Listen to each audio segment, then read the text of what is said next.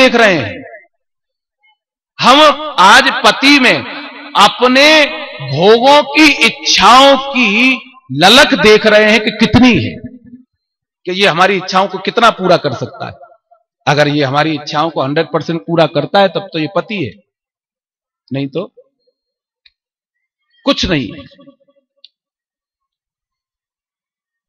हम उसके प्रति श्रद्धान्वित हैं ही नहीं, जबकि पति को काय की उपमा दी गई है। पिता को भी वो उपमा नहीं है, मां को भी वो उपमा नहीं है जो पति को दी गई। पति परमेश्वर, परमेश्वर की उपमा दी गई। आज कौन देखता है उसमें परमेश्वर? आजकल तो ऐसे आवाज लगाते हैं जैसे नौकर को आवाज लगाते, सुरेश। अब पता नहीं चलता नौकर को आवाज लगा रहे हैं कि अपने पतिदेव को आवाज लगा रहे हैं। इससे ही मालूम पड़ता है कि आपकी कितनी श्रद्धा है। श्रद्धा जिसमें होगी उसका नाम लेकर के कोई नहीं पुकारेगा। श्रद्धा जिसके प्रति होगी उसके प्रति आदर होगा, उसके प्रति विनय होगा। हंसने की बात नहीं है, वास्तविकता है। ये समाज में बहुत गलत हो रहा है। महाराज जी ने पहले भी कहा था, पति का नाम, कंजूस का नाम, बड़े बेटे का नाम नहीं लेना चाहिए। उसका शास्त्रीय कारण भी बताया था, अब उसमें नहीं जाएंगे क्योंकि सुन चुके हो आप। लेकिन ये धर्म के विरुद्ध है। पति के प्रति पत्नी का समर्पण हो और पति का भी पत्नी के प्रति पूरा आदर हो। वो ये नहीं समझे कि ये काम वाली है, हमारे घर में आई है बिना पैसे के, इससे बस काम कराते रहो, इसकी कोई इच्छा नहीं है, इसको घोट करके पटक दो। ये पति का भी कर्तव्य नहीं है। उसकी इच्छाओं का सम्मान करना, उसकी मर्यादा का सम्मान करना पति का काम है।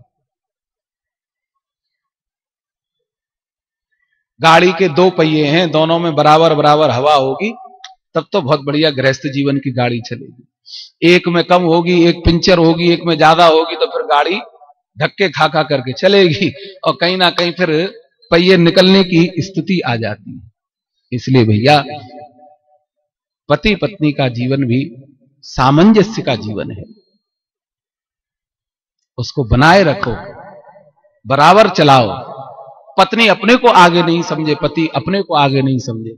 गाड़ी का एक भी पहिया अपने को आगे समझ लेगा तो धड़ाम से गाड़ी वहीं गिर पड़ेगी। दोनों बराबर हैं।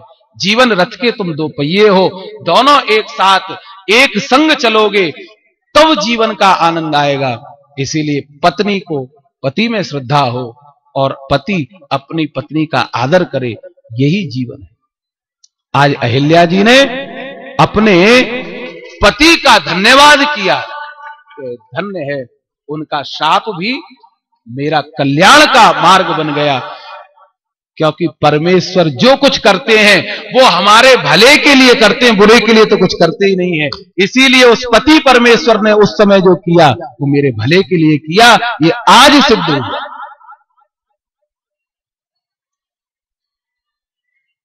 अहिल्या जी आनंदित होकर के, जो अति मन भावा सो वर पावा, गए पति लोक आनंद भरी। तो उसका फल क्या हुआ? पति में श्रद्धा रखने का, पुनः अपने पति के लोक में जहां गौतम ऋषि थे वहां भगवत कृपा से वह पहुंची और फिर वही जीवन, वही आनंद उनको प्राप्त हुआ। इसीलिए भगवान ने अहिल्या के ऊपर कृपा की। उसके आगे ठाकुर जी अपने, वो विश्वामित्र जी उनको अपने आश्रम में लेकर के आए, वहां वध कराए मारीच स्वभाव आदि के। फिर चले गए कहां? महाराज जनक के जनकपुरी के लिए। बहुत बड़े यज्ञ की जहां पर तैयारी चल रही है। हरस चले मुनि वृंद सहाया, बेग विदेह नगर नियर आया। विदेह नगर नियर आया, निकट आया। ये बात मालूम पड़ी महाराज जनक को कि विश्वामित्र जी आए हैं। तो महाराज जनक अपने पूरे मंत्री समाज को लेकर के, गुरुवर को लेकर के, सतानंद आदि को और विश्वामित्र जी के अगवानी के लिए दौड़ पड़े हैं। विश्वामित्र जी एक अमराई में आसन लगाए हुए थे, वहीं बैठ गए थे, अंदर नहीं गए। राज्य में, राज्य की सीमा पर एक अमराई में आसन लगा लिया। उसके पीछे कारण क्या था? चाहते तो भगवान को लेकर के सीधे पहुंच सकते थे जनक जी के यहां, लेकिन नहीं, विश्वामित्र जी चाहते हैं कि राम की महत्ता को जनकपुर समझे, जनकपुर वाले इनको आदर पूर्वक लेकर के जाएं तो इनका सम्मान होगा। विश्वामित्र जी भगवान का सम्मान कराना चाहते हैं। और बिल्कुल सही बात है, मूर्ति कोई नहीं पूजती, पुजारी पुजवाता है। आज भगवान तो मूर्ति है और पुजारी के रूप में कौन आए हैं? विश्वामित्र जी। और ये मूर्ति कहां पुजवानी है? जहां मूर्ति पूजा होती ही नहीं। विदेहराज के यहां कहां मूर्ति पूजा होती? वहां तो निराकार के उपासक हैं सब, और वहां मूर्ति पूजा करवानी है। इसीलिए विश्वामित्र ने सोचा कि मैं पहले मूर्ति पूजा के प्रति इनको मूर्ति पूजक बनाऊं और फिर इनको अंदर प्रवेश कराऊं। तो अमराई में रुक गए। जनक महाराज अपने पूरे परकर को लेकर के वहां आए। विश्वामित्र जी ने देखा कि महाराज आ रहे हैं पूरे परकर को लेकर के, तो राम लखन से कहा तुम जाओ कहीं घूमने चले जाओ, थोड़ी देर बाद आना। अब कोई सोचेगा वाह, इनको पुजवाने के लिए बैठाया था और जब अब वो आ रहे हैं तो अपना सम्मान करा लेंगे और इनको छोड़ देंगे। नहीं, देखो तो सही, वास्तव में जीवन में जिनके ठाकुर जी हैं उनका विवेक कितना आगे चलता है। भेज दिया वहां से, काहे के लिए? रघुनाथ जी के सम्मान के लिए। ठाकुर जी थे नहीं, विश्वामित्र जी के पास जनक जी आए, स्वागत सम्मान किया, आदर पूर्वक सब लोग बैठ गए, चर्चा होने लगी। इतनी ही देर में श्याम गौर मृदु वयस किशोरा, लोचन सुखद विश्व चित चोरा। विश्व के चित्त को चुराने वाले नैना विराम घनश्याम जब सामने से आए दोनों राम लखन, तो क्या हुआ?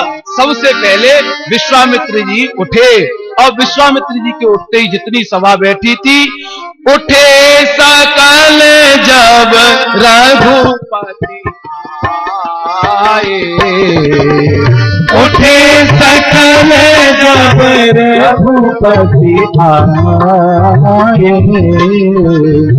विश्वामित्र निकट बैठाए, विश्वामित्र निकट बैठाए। सब उठ गए। विश्वामित्र जी उठे, काहे के लिए? बोले मैं उठूंगा इनके सम्मान में तो सब उठ जाएंगे।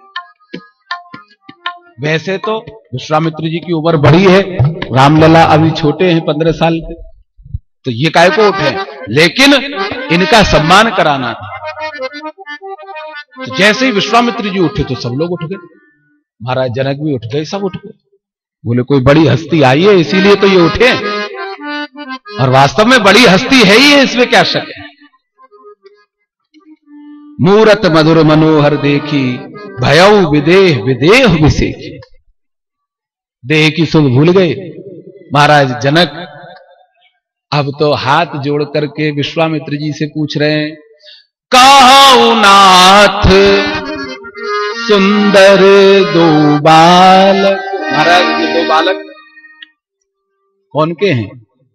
मुनि कुल तिलक के नृप कुल पालक। महाराज आपके बच्चे हैं या किसी राजकुमार, राजा के बच्चे हैं, राजकुमार हैं, कौन है ये? विश्वामित्र जी कहने लगे, बोले तुम तो भाई बहुत बड़े विद्वान हो, पंडित हो, वेदज्ञ हो, देखो कौन है, पता लगाओ। तो जनक जी ने पता लगाया, ब्रह्म जो निगम, देखो तो सही, पारखी हैं महाराज जनक, हीरा को जानते हैं। ब्रह्म जो निगम नेत कही पावा गावा, उभय भेष धर की सोई आवा।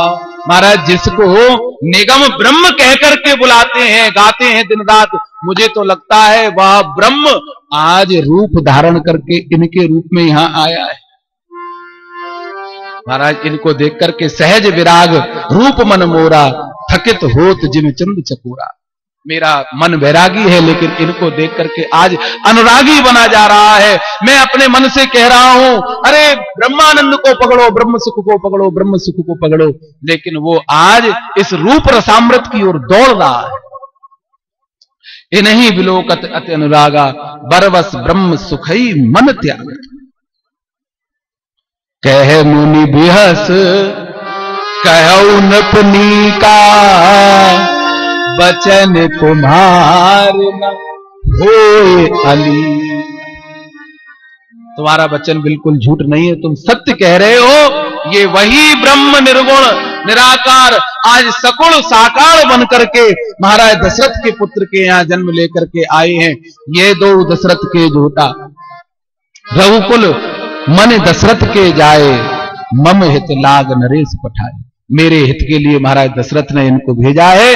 अच्छा, ये दशरथ जी के पुत्र हैं। महाराज जनक तो बड़े प्रसन्न हुए, कहा महाराज चलो इनको लेकर के हमारी जनकपुरी में।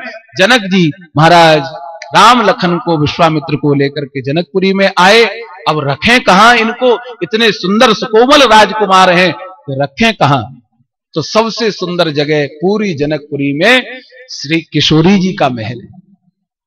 भगवान के रहने के लिए जनक जी जानकी जी के पास गए और कहा बेटी आज हमारे इस जनकपुर में कोई दो बहुत ही अति विशेष मेहमान आए। कहिए पिताजी, उनके लिए तुम्हारा भवन चाहिए। मानो इस बात से ऐसा लगता है जनक जी ने तो धनुष भंग होने की भी प्रतीक्षा नहीं करी, पहले ही उनको अपना जमाई मान लिया और अपनी बेटी के भवन में ले जाकर के ठहरा दिया कि इतना सुंदर जवाई कहां मिलने वाला है। पहले ही, अभी तो धनुष टूटेगा कि नहीं टूटेगा ये भविष्य के गर्त में है, लेकिन जनक जी ने तो मान ही लिया, बोले मेरे तो यही है जवाई, इससे बढ़िया जवाई कहां मिलने वाला है। जानकी जी से कहा बेटी अपना भवन खाली कर दो, इसमें दो एक सुकोमल अतिथि आए हैं उनको रखना है। सुंदर सदन सुखद सब काला, कहां बास ले दीन भुआन। सुंदर सदन सुखद सब काला, मतलब एयर कंडीशनर, बढ़िया एसी लगे हुए हैं, बगीचे हैं, बहुत ही दिव्य स्थान है। किशोरी जी की रहने की स्थली है, कोमल तो है ही, बहुत ही दिव्य है। वहां पर ठाकुर जी को ठहराया गया। आनंद से सरकार वहां विराजे।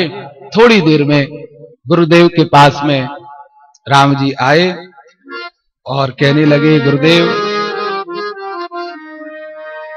भैया लखन की इच्छा है जनकपुर देखने की। जबकि लखन जी ने नहीं कहा, लखन हृदय लालसा विषे की, जाय जनकपुर आवहु। महाराज लखन जी के मन में बहुत इच्छा है जनकपुर देखने की, आप कहो तो मैं दिखा लाऊं। ऐसे कह रहे हैं जैसे खुद कितने 10-5 बार आ चुके हैं। तुम भी तो नए आए हो, आप भी तो नए आए भाई। हम किसी नगर में किसी व्यक्ति को जब घुमा पाएंगे जब हम घूमे हो। यहां तो दोनों ही पहली बार आए हैं और सरकार कह रहे हैं मैं दिखा लाता हूं, और सही कह रहे हैं। ये विदेह का नगर है और इस नगर में जीव अकेला जाएगा। लक्ष्मण जी जीव हैं, वो अकेले जाएंगे तो भटक जाएंगे, माया उनको पकड़ लेगी। अगर जीव का हाथ पकड़ के ब्रह्म घुमाने ले जाएगा तो वो कहीं नहीं अटकेगा, फिर तो अपने गंतव्य तक पहुंचेगा। इसीलिए बोले कहीं ये जीव भटक ना जाए, महाराज मैं इस लखन का हाथ पकड़ करके ले जाता हूं और नगर दिखा करके अभी लेकर के आता हूं। ठीक है राम, तुम ले जाओ लखन को। नाथ लखनपुर देखन चाही, प्रभु सकोथ डर प्रगट न करूं। जो राउर आयुष में पावो, नगर दिखाए तुरंत ले आओ। तुरंत लेकर के आता हूं, जाओ ले जाओ। जाए देख आवहु नगर, सुख निधान दो भाई। करौ सुफल सबके नयन, सुंदर बदन दिखा। गुरुदेव भी चाहते हैं कि आज तक ये लोग निराकार के उपासक रहे हैं, अब उस निराकार को मैं साकार रूप में लाया हूं, तो वो भी देख लें कि कैसा लगता है, जिससे इन जनकपुर वासियों की साकार में निष्ठा हो जाए। दोनों भाई जाओ, जाकर के अपने रूप में सबको मोहित कर लो। दोनों भाई आए हैं। बहुत ही लंबा प्रसंग है कि जैसे ही ठाकुर जी ने प्रवेश किया, अब तो कहना ही क्या, वहां जनकपुर के छोटे छोटे बालक ठाकुर जी के चारों तरफ आकर के घेर लिया उनको, अपनी अपनी उंगली पकड़ करके ठाकुर जी को चल बता रहे हैं, इधर चलो उधर चलो। घर में जितनी माता बहनें हैं उन सबने अपने घर के काम त्याग दिए और सब लोग ठाकुर जी के दर्शन करने लगे। धाये धाम काम सब त्यागी, मनहु रंक निधि लूट मिला। सब काम धंधे छोड़ करके माताएं ऊपर खिड़कियों में से, झरोकों में से देख रही है, और जुबती भवन झरोखन लागी, मेरे कहीं राम रूप अनुराग। अनुराग बढ़ गया इन सब जनकपुर वासियों का, ठाकुर जी के प्रति इनका मन इनके चरणों में जा रहा है, दृष्टि ठाकुर जी के चरणों में पड़ रही है। अयोध्या वासियों के भाग्य की ये सराहना कर रही है कि धन्य है वो कौशल्या दशरथ जिनके यहां पर ये जन्म लेकर के आए हैं। अब तो ऐसी ऐसी बातें बनने लगी, ये अवध जनकपुर की जो युवतियां हैं, माताएं बहनें हैं, वो आपस में चर्चा कर रही, बोले ये हमारे ही यहां रह जाएं, यहीं पर इनका ब्याह हो जाए। अरे ब्याह किसी और से नहीं, महाराज जनक ने प्रण किया है, उनकी बेटी के साथ इनका ब्याह हो जाए। इस बहाने ये आते जाते रहेंगे तो दर्शन तो मिलता रहेगा, नहीं तो इनका दर्शन बहुत ही दुर्लभ है। सभी लोग यही कामना कर रहे हैं कि हमारे बन जाए, यहीं बस जाए। ठाकुर जी का सबने दर्शन किया, जाती रही भावना जैसी, प्रभु मूरत देखी तिन तैसी। सबने दर्शन किया और बालक वृंद ठाकुर जी को दिखाते रहे, नगर के मार्गों में घुमाते रहे। लौट करके ठाकुर जी, संध्या का समय होने लगा, घर आने लगे विश्वामित्र जी के पास। ये हर्षई बरसहि सुमन, सुमख सुलोचनी वृंद, जाई जहां जह बंद दो, तह तह परमानंद।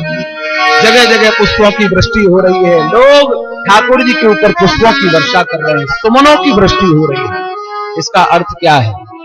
जहां जहां ठाकुर जी चले जाते हैं वहां परमानंद हो जाता है। जिस गली से गुजर जाते हैं उस गली में आनंद बिखर जाता है। ऐसा अद्भुत नजारा आज जनकपुर का हो रहा है, सुमन की वृष्टि हो रही है। तो किसी ने पूछा, इन लोगों को मालूम था कि राम जी आने वाले जो फूल ले लेकर के बैठे थे चरणों में उछालने के लिए? बोले फूल नहीं थे तो क्या हुआ, सबसे बढ़िया फूल क्या है? सुमन। अपने मन को सुंदर बना करके ये समस्त जनकपुर वासी भगवान के चरणों में भेंट कर रहे हैं, अपने सुमन को ठाकुर जी के चरणों में चढ़ा दिया है, उसकी ही वृष्टि हो रही है। और भगवान कैसे हैं? जिसने अपना मन ठाकुर जी के ऊपर फेंका, भगवान ने उसका निरादर नहीं किया, उसको अपने पास रख लिया। तो हम भी अपने मन को जब भगवान के ऊपर फेंकेंगे तो भगवान उस फूल को फेंकेंगे नहीं, अपने पास रख लेंगे, अपने कलेजे से लगा लेंगे। ठाकुर जी ने समस्त जनकपुर वासियों के प्रेम के पुष्प, भाव पुष्प अपने हृदय में समाहित कर लिए। गुरुदेव के पास पहुंचे, संध्या का समय हुआ, संध्या वंदन आदि करके नित्यचर्या करने के बाद रात्रि को प्रसाद पाया, गुरु जी के चरण दबाने लगे। गुरु जी ने आज्ञा करी, अब जाकर के सो, सुबह जल्दी उठना है। भगवान गुरु जी की आज्ञा पाकर के शयन करने के लिए आए। रात्रि को शयन करने के बाद सुबह उठे लखनु निस बेगत सुन, अरुण सिखा धुन कान, और गुरु पे पहले जगतपति जागे राम सुजान। देखो गुरुजी अपना काम कर रहे हैं भगवान की प्रतिष्ठा बढ़ाने के लिए, लेकिन भगवान अपने शिष्यत्व को भूल नहीं रहे हैं। गुरुजी से पहले जगे उठ करके गुरुजी के संध्या वंदन की तैयारी के लिए स्वयं स्नान किया, स्नान करके समस्त कार्यों को किया और गुरुजी से आज्ञा लेकर के संध्या वंदन के लिए पुष्प लेने के लिए चले गए। कहां गए ठाकुर जी? पुष्प वाटिका में, जहां पर प्रथम बार श्री किशोरी जी से भेंट हुई। देखो, मानस में दो वाटिका हैं, एक पुष्प वाटिका, एक अशोक वाटिका, और दोनों के केंद्र में सीता जी हैं। वहां भी सीता जी हैं, यहां भी सीता जी। ये देहधारी की वाटिका है और वो विदेहधारी की। पुष्प वाटिका विदेहधारी जनक जी की है और अशोक वाटिका देहधारी रावण की है। वाटिका कोई सी भी हो, देहधारी की हो या विदेहधारी, लेकिन उसके केंद्र में भक्ति रूपी यदि सीता रहेंगी, तब तो हनुमान को भी जानकी जी मिल जाएंगी, विभीषण को भी राम मिल जाएंगे। और यदि केंद्र में भक्ति रूपी जानकी नहीं है, सीता नहीं है, तब तो फिर भटकते रहेंगे, अटकते रहेंगे। इसीलिए कहीं भी रहो, बड़ी सुंदर सुंदर वाटिका हैं इस संसार में। उस वाटिका के अगर नजारों को देखोगे और केंद्र में भक्ति रूपी जानकी नहीं होंगी, भक्ति रूपी राधा नहीं होंगी, तो हम भटक जाएंगे, अटक जाएंगे। इसीलिए भैया, आप सब लोग दुनिया में कहीं भी घूमो, केंद्र में मतलब हृदय में श्री जानकी जी को, श्री राधा रानी को विराजमान करके रहोगे तो भटकोगे नहीं, और भटक भी जाओगे तो फिर ठाकुर जी निकाल ही लाएंगे, बोले इस रास्ते से निकलिए। केंद्र में ठाकुर जी हो, भक्ति होनी चाहिए। ये शरीर रूपी वाटिका का केंद्र कहां है? ये हृदय, इसमें भक्ति हो, फिर कहीं भी जाओ, कोई चिंता की बात नहीं। भगवान आए हैं यहां पुष्प वाटिका में पुष्प चुनने के लिए। इतने में ही अपनी सखियों के साथ में अब हमारी भगवान की आह्लादनी शक्ति जगदग्नि जगदम्बा मां जानकी का प्रवेश हो रहा है। कितना सुंदर वातावरण है। पार्वती का पूजन करने के लिए अपनी सखी सहेचरियों के साथ में 227 में दोहे के नीचे श्री गोस्वामी जी कहते हैं जानकी जी का प्रवेश हुआ पुष्प वाटिका में। ते ही अब सीता है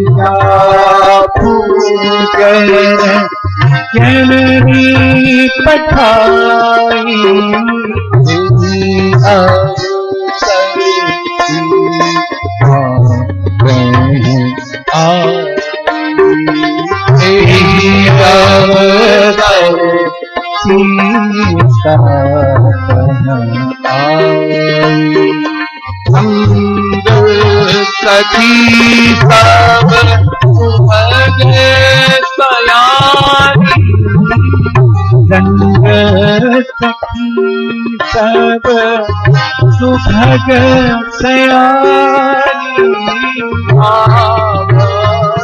गीत मनोहर पानी, गावही गीत मनोहर पानी, अब सीता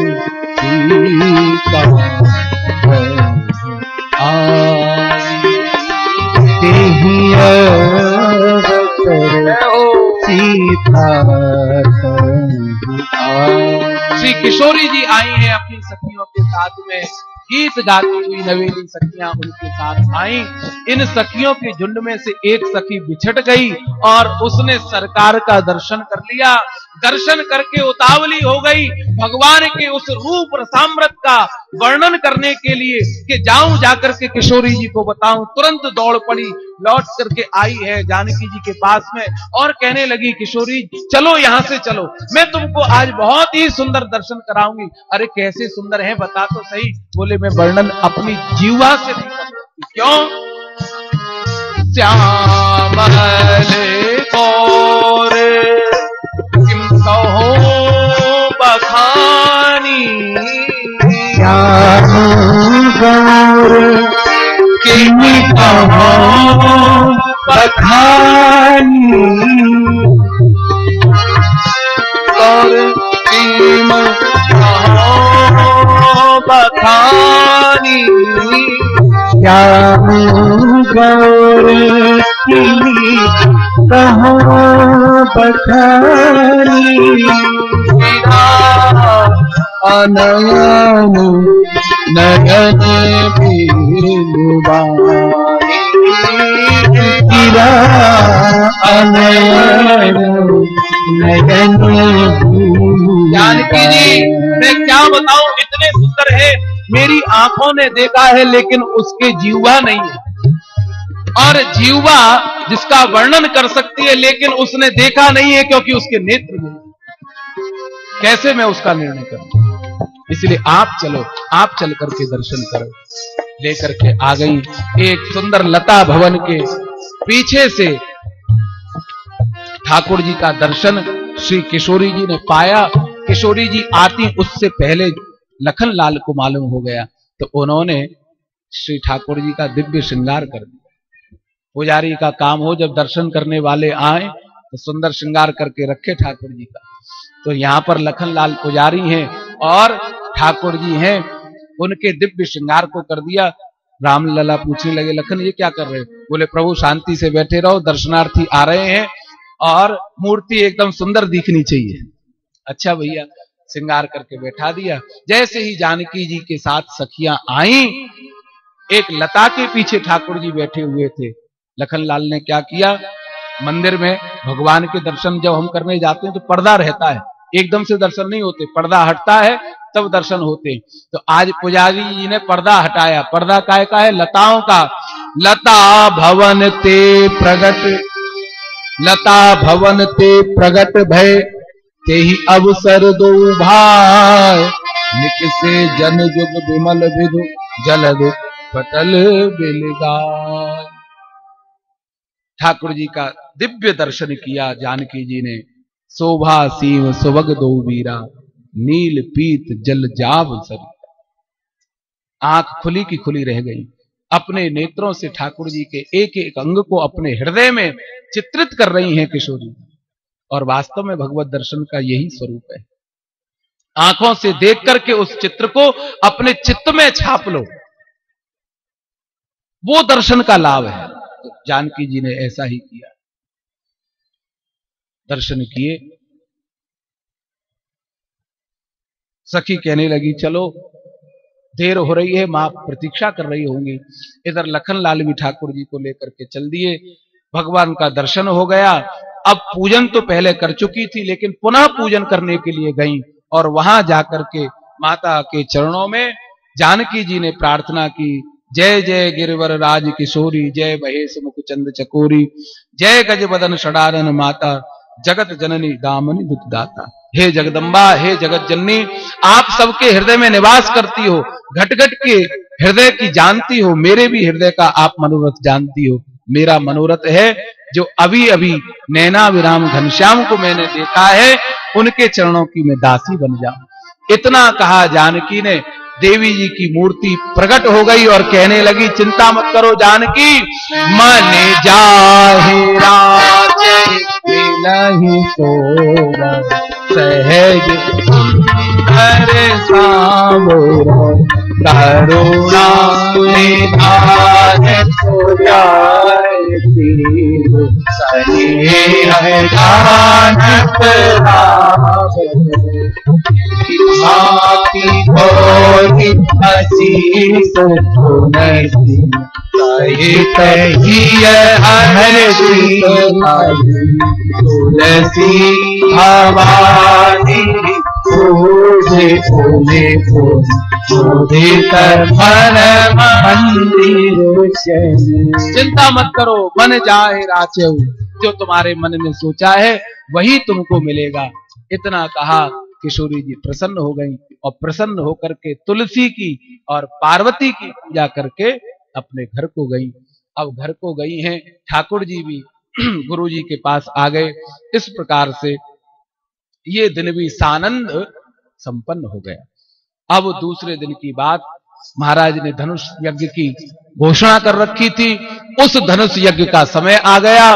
बड़े बड़े दूर दूर देश के राजा इस धनुष यज्ञ में शामिल होने के लिए आ रहे हैं।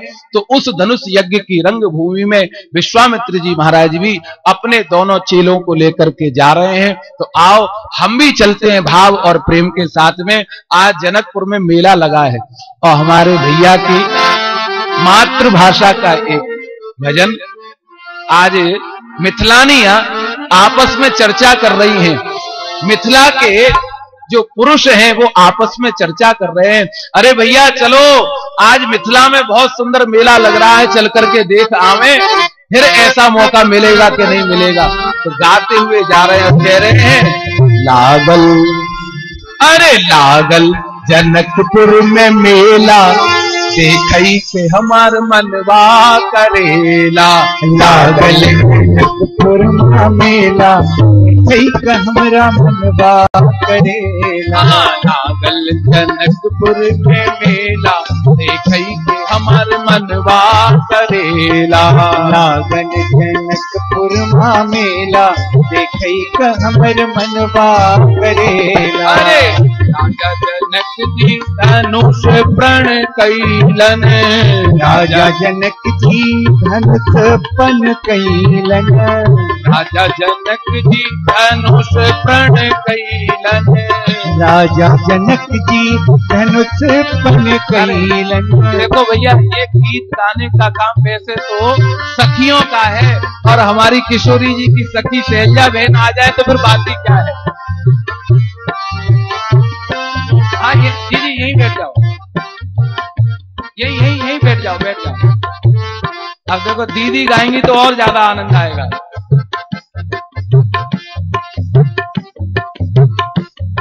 बोलो जानकी वल्लभ सरकार की है।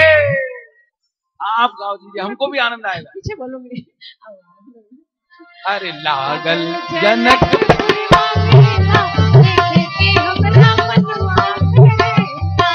लागल जनकपुर मेला, देखई के हमरा मनवा करेला।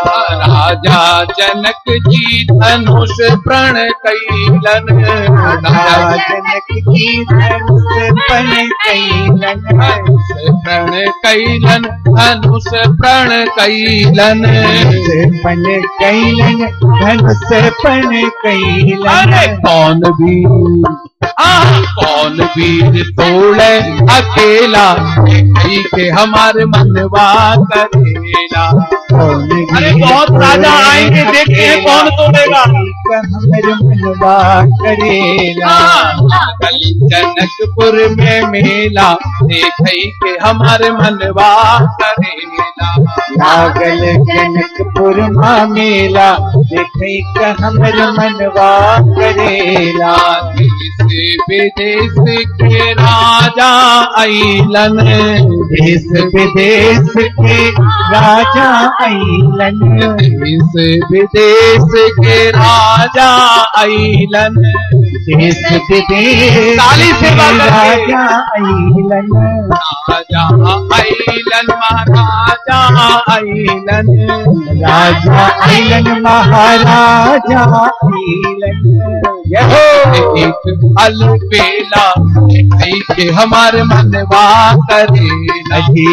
एक से एक अलबेला, देखई के हमारे मनवा करेला। कल जनकपुर में मेला, देखई के हमारे मनवा करेला। एक क्षण के लिए थोड़ा सा कुछ आवश्यक सूचना है। बीच में एक बहुत ही खुशी का समाचार आ गया था, इसलिए विघ्न के लिए माफी चाहूंगा। ये कार्यक्रम आप सब लोग कल से रोजाना 3 से 7 दिशा टीवी से बहुत ही सौभाग्य का ये विषय है। ये पूरी कथा